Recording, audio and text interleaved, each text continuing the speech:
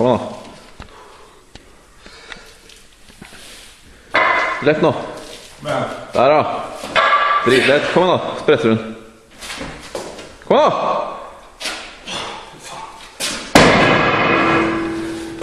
Den hadde vildt å falle av på den siden. Lett nå. Du var der. Kom da. Og så kaster hun helt opp. Der ja. Nice. Sweet. Hva var det der? Kom igjen. Kom da. Lett. Kom igjen.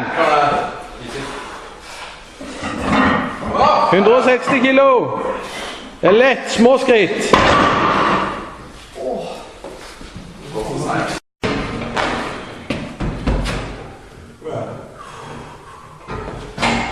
Kom da. Du er der. Yes. Lenger bakover, lenger bakover. Bra.